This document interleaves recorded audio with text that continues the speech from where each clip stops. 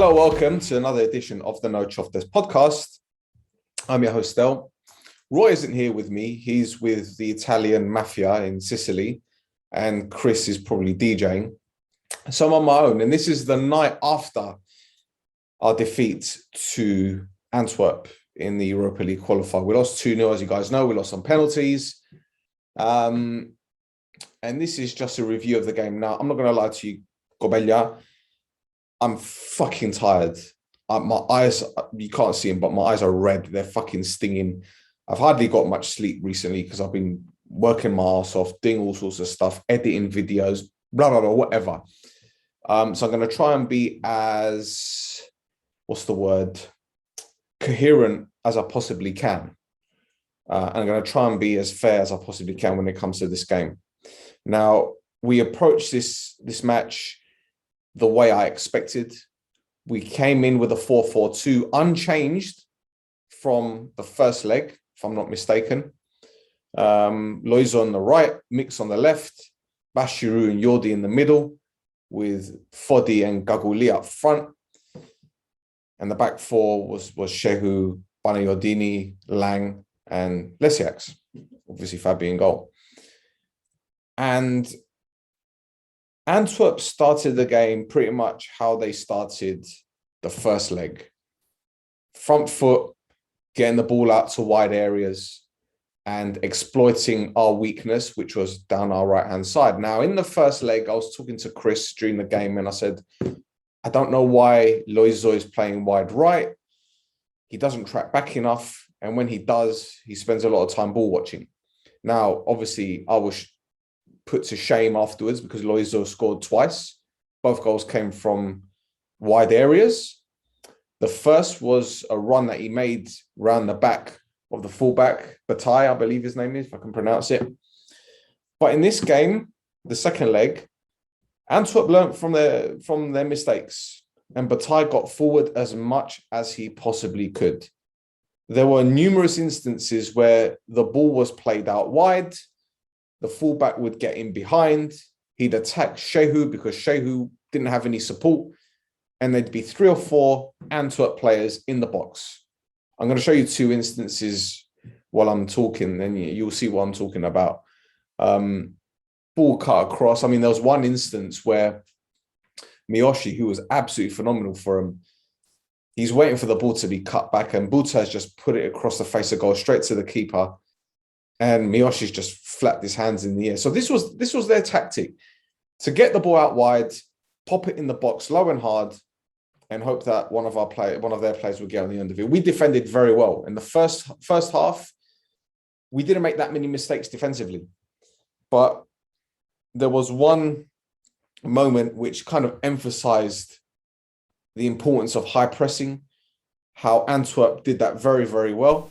Okay, so we know that Antwerp's press was pretty impressive and you got 3 players highlighted here. But what I want you to do is look at Verstraete, who not only wins the ball, but look how he busts the gut to get it off Bashiru. Look at this.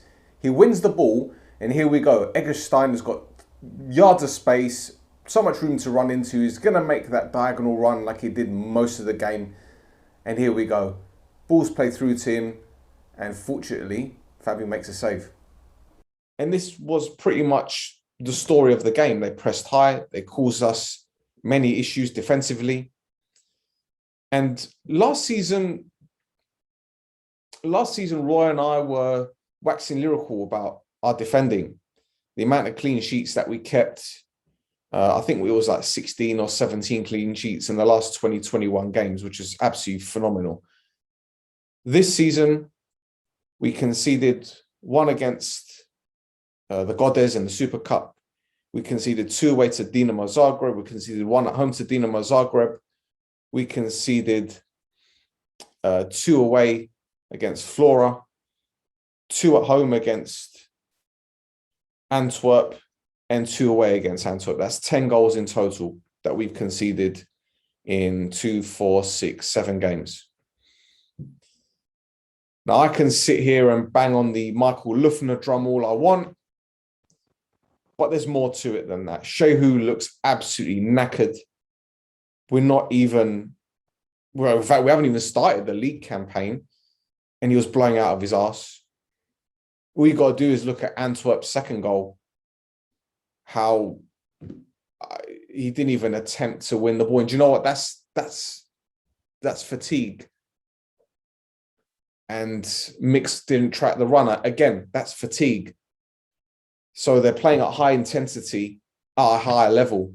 Now, that's not to say that the Cypriot League isn't a high level, but you're not going to get that intensity in the Cypriot League as you do in the Europa League or in the Conference League or whichever competition you play in. And I'm a bit worried. I'm a bit worried about Adam Lang's form. He doesn't look the same without Lufner there. Perhaps it's that added responsibility of being the senior centre-back with Banayodou there. Huberchan being out is obviously a big loss for us. But Shehu's form has dipped. And that's something that we need to address very quickly. Now, I'm not saying that we should drop him, but at the same time, Psati is ready. And Psati is a proper right-back. And people will tell me that Shehu plays right-back for the Nigerian national team. It's a different system. It's a different system. I don't know if they play three at the back with wing-backs. I don't know if he has cover. Maybe Iwobi is a right winger and tracks back.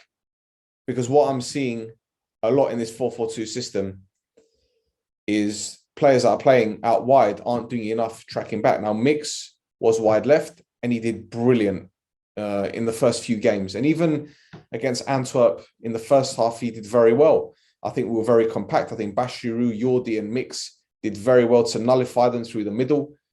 And that's probably why more often than not, Antwerp were switching flanks, playing the ball from the middle, diagonal balls to Benson on the right, and the other lad on the left, Balikwisha. So that was their system. Get the fullbacks forward. Let Buta get forward. Let Bataille get forward. Pack us. And when they were pressing, it was man for man. If you look at Antwerp's first goal, route one, it's a route one clearance from the goalkeeper down the middle. It's 4-on-4. It's 4-on-4. Adam Lang had to win the header. He had to win the header. And he didn't. Now, whether he misjudged the flight of the ball, maybe misjudged the length of the clearance, he didn't seem comfortable. And Eggestein had the free header. And when you got Miyoshi there, making those diagonal runs, late runs, timed runs, he's got legs. And he latches onto the ball. And then you see Fabi coming out. Fabi, you can see the point where Fabi actually stops. Because he knows that if he comes out even further, he'll probably end up bringing down the play and get sent off. So he did the only thing he could do and stop in his tracks, but it was too late by that time. And we're a goal down. And we weathered the storm. I wouldn't say Antwerp threw the kitchen sink at us. They got their system right.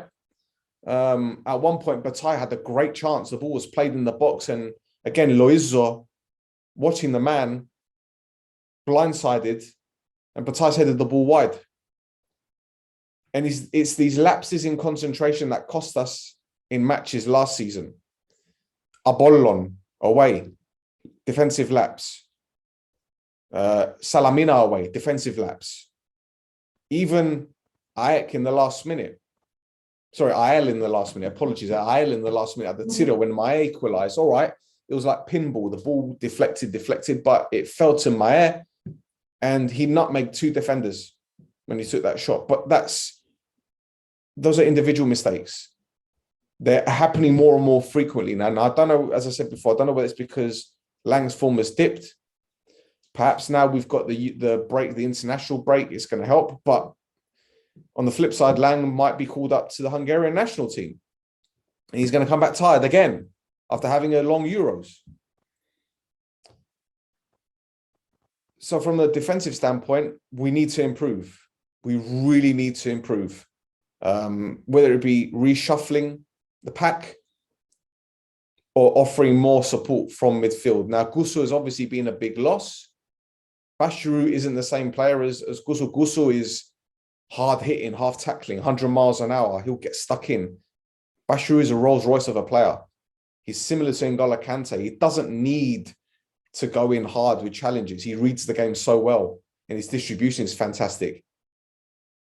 And we haven't seen him do the box-to-box role because the matches that he's played, both against Antwerp, he's had to sit deep and protect. But I'm pretty certain in the league, he'll be able to play that box-to-box midfield role because he's got a fantastic range of passing. And if we go by the YouTube clips, which are very difficult to do so, he seems like that kind of player that can get forward. Up front, we were toothless. I'm going to say it. We were toothless. And when EI came on, we were even worse. And I'll tell you why we were even worse when EI came on.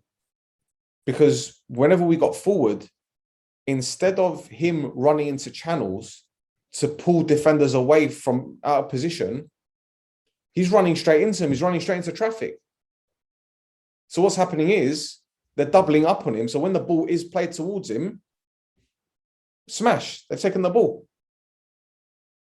And these are mistakes that we're making. But what I will say on the flip side, we're certainly playing at a higher level.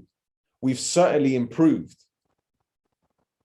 especially in terms of an organizational perspective, in terms of a counter-attacking team. I think we have improved, and the injuries have hindered us. Let's not forget, we've had to reshuffle the pack because of injuries. Shepa, Eric, obviously Ernest, and the players have come in, they haven't had the pre-season. Sati has, Bashiru hasn't, Mix kind of has, but you could tell the fatigue has been creeping in. EI the same, just came in. Zahario. So we can't expect miracles, and we can't expect things to happen overnight. People were telling me, oh, we blew a 2-goal lead. Sandrobi, it's Razili. It's not really, because we knew the storm was coming, and we knew that technically and physically, they were better prepared than us. Better prepared. They're on a different level. Granted, Nine Galan came in, gave him a boost. He was blowing out of his arse for a lot of the time of the second half. Was getting frustrated, you could tell. But what difference supporters make as well? Their supporters were absolutely phenomenal, the Antwerp supporters. Brilliant. I don't know how many there were, 10, 15,000. But they were singing throughout the game. Every time they got a corner or a throw-in, they get behind their team. That's fantastic. And that's obviously given them a boost. And the thing is, I can't even turn around and say we didn't deserve to lose. Because on the balance of play, they had obviously more opportunities. They held on to the ball better. They got in behind us more. And it came to shove, it came to penalties, and all right, Jordi missed. Jan had his one saved, as did Zahario. But I'm glad I haven't seen any slander on social media on these guys, because Jordi and Jan, they've been superb for us. They've been absolutely superb for us. And those two penalties, they were tired penalties. Those were penalties taken with tired legs.